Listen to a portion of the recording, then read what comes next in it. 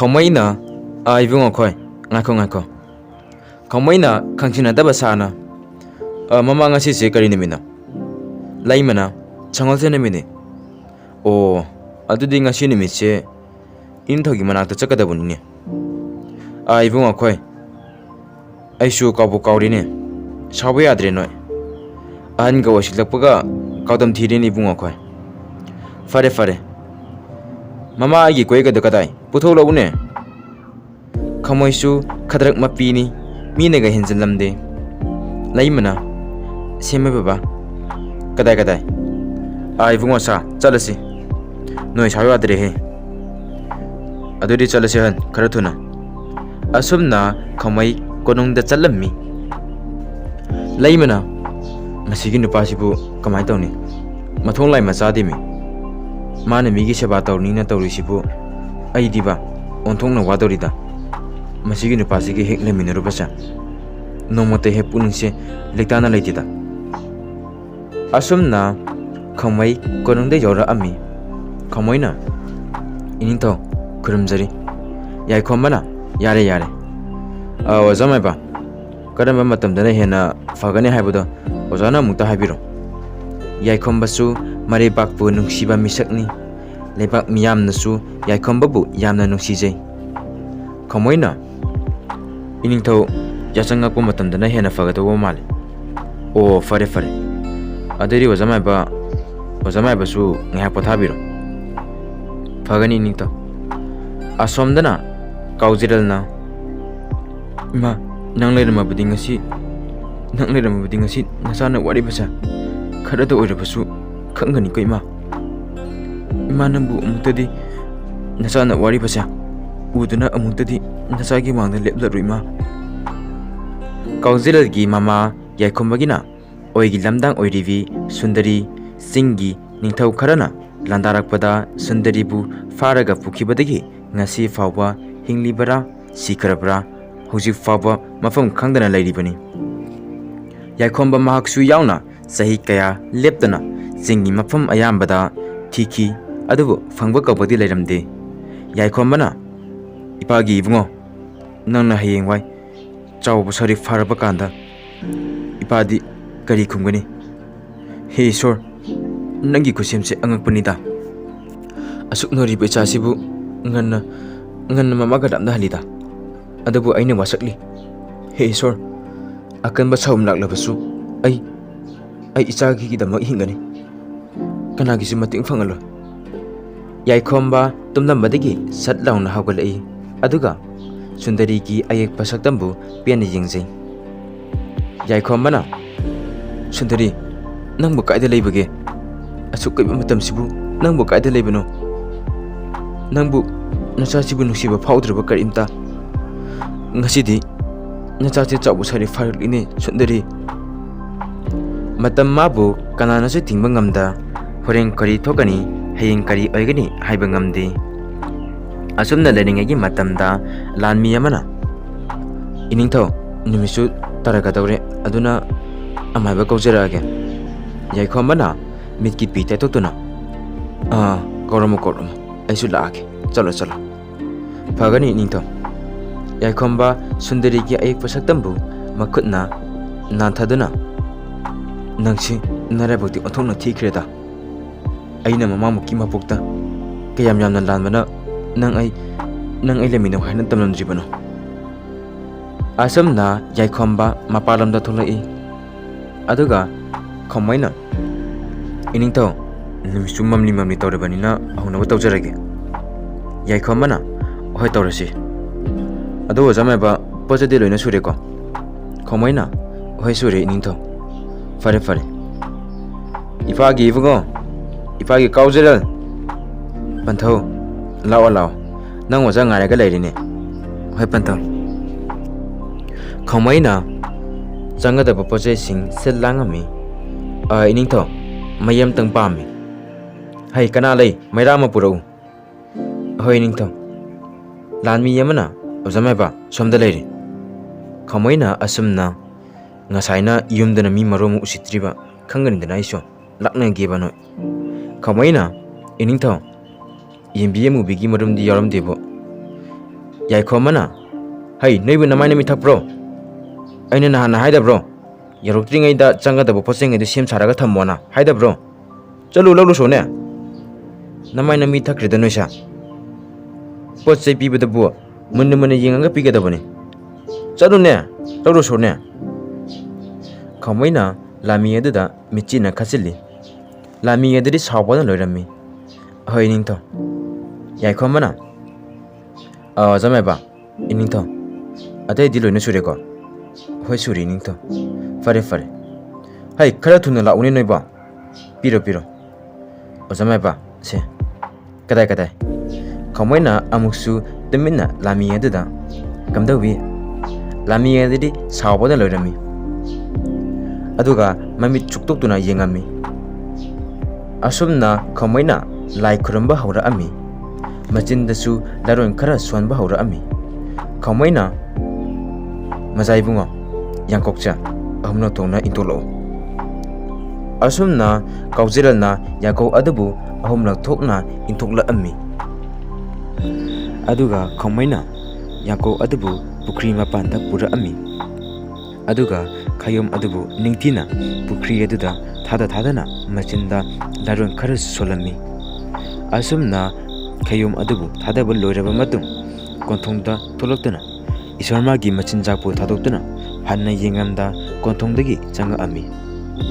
ꯑꯗꯨꯒ ꯈꯥꯎꯃꯩꯅ ꯁꯨꯃꯥꯡꯗ ꯌꯥꯡꯀꯣꯛ ꯑꯗꯨꯕꯨ ꯇꯨꯡꯂꯣꯝꯗ ꯊꯥꯗꯗꯨꯅ ꯈꯥꯎꯃꯩꯅ ꯑꯐꯕ ꯅꯨꯡꯉꯥꯏꯕ ꯍꯤ ꯌꯥꯏꯄꯨꯟꯁꯤ ꯆꯤꯡꯖꯤꯟ ꯄꯨꯔꯛꯏ ꯂꯧꯍꯧꯒꯗ꯭ꯔꯣ? ꯑꯣ ꯂꯧꯍꯧꯒꯦ ꯂꯧꯍꯧꯒꯦ.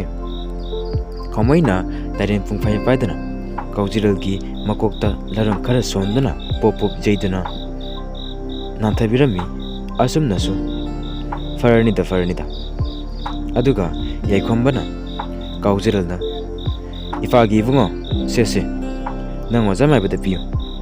ꯍꯣꯏ ꯄꯟꯊꯧ. ꯑꯁꯨꯝꯅ ꯀꯥꯎꯖꯦꯔꯜꯅ ꯈꯥꯎꯃꯩꯗ ꯗꯈꯤꯅꯥ ꯀꯠꯂꯝꯃꯤ. ꯃꯤꯑꯣꯏꯕ ꯍꯥꯏꯕꯁꯤ ꯃꯥꯒꯤ ꯑꯁꯣꯟꯕ ꯃꯇꯝꯗꯗꯤ ꯑꯀꯟꯕ ꯃꯍꯥꯛꯁꯨ ꯑꯁꯣꯟꯕꯗꯗꯤ ꯅꯣꯟꯖꯩ. ꯈꯥꯎꯃꯩꯅ ꯗꯈꯤꯅꯥ ꯑꯗꯨꯕꯨ ꯄꯥꯏꯔꯒ ꯀꯥꯎꯖꯦꯔꯜꯒꯤ ꯃꯀꯣꯛꯇ ꯅꯥꯟꯊꯕꯤꯔꯝꯃꯤ. ꯑꯁꯨꯝꯅꯁꯨ ꯐꯔꯣ ꯀꯨꯏꯅ ꯅꯥꯕ ꯌꯥꯗꯦ. ꯈꯥꯎꯃꯩꯅ ꯑꯗꯨꯗꯤ ꯅꯤꯡꯊꯧ ꯑꯩꯁꯨ ꯍꯟꯅꯕ ꯇꯧꯖꯔꯒꯦ. ꯍꯣꯏ ꯑꯣꯖꯥꯃꯥꯏꯕ. ꯍꯩ ꯀꯅꯥ ꯀꯅꯥ ꯂꯩ? ꯑꯣꯖꯥꯃꯥꯏꯕꯁꯤ ꯃꯌꯨꯝ ꯐꯥꯎꯕ ꯊꯤꯜꯂꯨꯆꯣ. ꯑꯁꯣꯏ ꯑꯉꯥꯝ ꯊꯣꯛꯍꯟꯕ ꯌꯥꯗꯦ. ꯐꯒꯅꯤ ꯅꯤꯡꯊꯧ. ꯑꯗꯨꯗꯤ ꯑꯣꯖꯥꯃꯥꯏꯕ ꯍꯟꯅꯕ ꯇꯧꯕꯤꯔꯣ. ꯍꯣꯏ ꯅꯤꯡꯊꯧ. ꯑꯁꯣꯝꯗꯅ ꯂꯥꯟꯃꯤ ꯈꯔꯅ ꯈꯥꯎꯃꯩꯕꯨ ꯃꯌꯨꯝ ꯐꯥꯎꯕ ꯊꯤꯟꯕ ꯊꯣꯛꯂꯛꯏ. ꯂꯥꯟꯃꯤ ꯑꯃꯅ ꯑꯣꯖꯥꯃꯥꯏꯕ ꯉꯁꯥꯏꯒꯤꯗꯨꯅ ꯀꯔꯤ ꯍꯥꯏꯕ? ꯈꯥꯎꯃꯩꯅ ꯏꯕꯨꯡꯉꯣ ꯀꯩꯗꯧꯔꯒꯦ ꯅꯩꯕꯣ? ꯂꯥꯟꯃꯤꯗꯨꯅ ꯉꯁꯥꯏ ꯑꯩꯅ ꯃꯩ ꯄꯤꯕ ꯃꯇꯝꯗ ꯇꯧꯕꯗꯨꯕꯨ ꯍꯥꯏꯕꯅꯤꯗ ꯑꯣꯖꯥ. ꯑꯣ ꯑꯗꯨꯒꯤ ꯑꯣꯏꯔꯦ. ꯏꯕꯨꯡꯉꯣ ꯑꯩꯁꯤ ꯅꯣꯟꯊꯔꯒꯅꯦ ꯌꯦꯡꯕꯁꯦ ꯌꯥꯗꯕ. ꯑꯩꯒꯤ ꯅꯥꯇꯣꯟꯁꯦ ꯍꯦꯛ ꯁꯨꯒꯠꯄꯅꯤ. ꯑꯗꯨꯅꯅꯤ ꯏꯕꯨꯡꯉꯣ. ꯂꯥꯟꯃꯤ ꯑꯗꯨꯅ ꯑꯍꯟ ꯅꯥꯇꯣꯟ ꯁꯨꯒꯠꯂꯒꯕꯨ ꯃꯤꯠꯁꯤ ꯈꯟꯅꯕ꯭ꯔꯅꯦ ꯑꯍꯟ? ꯏꯕꯨꯡꯉꯣ ꯅꯪꯕꯨ ꯈꯪꯗ꯭ꯔꯤꯕ꯭ꯔꯅꯦ? ꯅꯥꯇꯣꯟꯒ ꯄꯤꯁꯨꯝꯒ ꯌꯥꯝꯅ ꯃꯔꯤ ꯂꯩꯅꯕꯅꯤꯅꯦ. ꯅꯥꯇꯣꯟ ꯑꯃ ꯍꯦꯛ ꯁꯨꯒꯠꯄ ꯃꯇꯝꯗ ꯑꯩꯒꯤ ꯄꯤꯁꯨꯝꯁꯤꯁꯨ ꯍꯦꯛ ꯁꯨꯒꯠꯇꯣꯏꯅꯤ ꯏꯕꯨꯡꯉꯣ. ꯅꯪꯕꯨ ꯍꯧꯖꯤꯛꯐꯥꯎ ꯈꯪꯗ꯭ꯔꯤꯕ ꯖꯥꯠꯂꯅꯦ? ꯂꯥꯟꯃꯤ ꯑꯗꯨꯅ ꯏꯀꯥꯏꯕꯣꯏ ꯀꯩꯕꯣꯏ ꯑꯍꯟ ꯆꯠꯅꯕ ꯇꯧꯔꯁꯤ. ꯍꯣꯏ. ꯑꯁꯨꯝꯅ ꯈꯥꯎꯃꯩ ꯆꯠꯈꯤꯔꯝꯃꯤ. ꯌꯥꯏꯈꯣꯝꯕꯅ ꯏꯄꯥꯒꯤ ꯏꯕꯨꯡꯉꯣ ꯆꯪꯉꯣ ꯅꯨꯡꯁꯤꯠ ꯐꯠꯇꯕꯅ ꯌꯩꯒꯅꯤ. ꯍꯣꯏ ꯄꯟꯊꯧ. ꯑꯁꯨꯝꯅ ꯃꯆꯥꯅ ꯆꯪꯈꯤꯕꯗꯨ ꯌꯦꯡꯗꯨꯅ ꯂꯩꯍꯧꯏ. ꯃꯆꯤꯟꯗꯁꯨ ꯑꯣ ꯏꯆꯥꯁꯤ ꯀꯌꯥꯗ ꯋꯥꯅ ꯈꯥꯡꯉꯤꯕ. ꯃꯃꯥꯅꯕꯨ ꯅꯆꯥꯒꯤ ꯑꯋꯥꯕꯁꯤ ꯑꯃꯨꯛꯇꯗꯤ ꯌꯦꯡꯉꯨꯔꯣꯅꯦ ꯅꯪꯕꯣ. ꯑꯁꯣꯝꯗꯅ ꯆꯤꯡꯗ ꯇꯥꯔꯤꯕ ꯆꯤꯡꯃꯤꯁꯤꯡꯅ ꯁꯨꯟꯗꯔꯤꯕꯨ ꯆꯥꯛ ꯄꯤꯖꯅꯕ ꯆꯥꯛ ꯄꯨꯁꯤꯜꯂꯛꯑꯝꯃꯤ. ꯁꯦ ꯁꯨꯟꯗꯔꯤ ꯅꯪꯒꯤ ꯆꯥꯛꯁꯦ ꯁꯦ. ꯁꯨꯟꯗꯔꯤꯅ ꯑꯩ ꯆꯥꯔꯣꯏ. ꯆꯥꯗꯕ ꯌꯥꯔꯣꯏ. ꯁꯤꯒꯤ ꯆꯥꯛꯁꯦ ꯃꯃꯜ ꯌꯥꯝꯅ ꯇꯥꯡꯕꯖꯥꯠꯅꯤꯀꯣ. ꯑꯗꯨꯗꯤ ꯆꯥꯔꯣꯏꯅ ꯍꯥꯏꯔꯛꯄ ꯌꯥꯗꯕ꯭ꯔꯥ? ꯍꯥꯏꯗꯨꯅ ꯁꯨꯟꯗꯔꯤꯗ ꯐꯨꯕꯤꯔꯝꯃꯤ. ꯑꯗꯨꯒ ꯊꯧꯈ꯭ꯔꯦ ꯊꯧꯉꯥꯛꯄꯤꯗ. ꯁꯨꯟꯗꯔꯤꯅ ꯅꯪꯕꯨ ꯑꯩꯒꯤ ꯈꯨꯡꯒꯪꯒ ꯑꯃꯠꯇ ꯂꯩꯇ꯭ꯔꯕꯣ? ꯑꯩ ꯌꯥꯝꯅ ꯅꯨꯡꯉꯥꯏꯅ ꯂꯩꯌꯦ. ꯅꯪꯕꯨ ꯑꯩ ꯊꯥꯗꯣꯛꯄ ꯉꯝꯃꯣꯏ ꯍꯥꯏꯕꯗꯥꯏꯅꯦ? ꯑꯗꯨꯒ ꯀꯔꯤꯒꯤ ꯉꯁꯤꯅ ꯑꯩꯒꯤ ꯈꯨꯡꯒꯪ ꯂꯤꯗ꯭ꯔꯤꯕꯅꯣ? haiduna kapammi aduga khun adagi ningthau paithingkang lakdana asumna he metai nupi karigi anam kanbra chaksu chade hai karigi chadabra asuk wana ikoina tawasida karigi usitabra nangkin nupa yaikhomna thirak lasu keidau nungta phangwai aduna akoina haiba yaw kanga ka sigani ko chak tu chaw sundarina aina khoina haiba su nukhoina haiba su ai charo ye ai ki tak tak khumma ka sadana kana lei masigi maitin nupi chingan bisa manam tat ngai fugadabane sundarina noidi minate noidi chadagi se henna tamthi basani noidi miyoi bagi wakal khan ngamdaba noidi kedonundasu isona chanbiroi paithingkangna aiki ithakta hanjan kumbaga charadana haidana sundarigi makokta kanna paisinduna intoktuna kana lei masigi maitin pisida chai kanna fugadabane noi achum yenga leirabra noichu chmana tabu pamra haidana kanna hairami aduga sangtri amana hai noi pu yenga leirabra tawne noichu chmana tabu pamra haidana kanna hairami asumna sangtri aduna sundarida ningthau ki chingthaktaga khumba saradana haidana asumna sundarida sai amma pairaga pubirami asumna nachin amma palena panghaida he haidana aikoina isor makni khalli basida nachinga khumba saradana nachindo kainaba thage se nachindo kainaba thage se haidana khupakna thajilami asomdana khamaina ibingo yare ai changkrage siyorade hoy chambiro han ho haidana changkri khamaina hai mama nangbu tabra ni nangba hai ma leima nangbu tabra me thongsi amuta hangome leimana as adu kuira idubu kaigino matamnaga matam phatabane pangtingtingna hanjibirakanuna na haibani harimuti adum thengeba nangse khamaina as yada tawrini me se hanto se changake hanto me leimana nang ngridra khangde me mayo baje khamaina napi nang chode namki nang napam yawni konna leimana ai cha thang to amage piron do hondo piramo aduga chambiro ko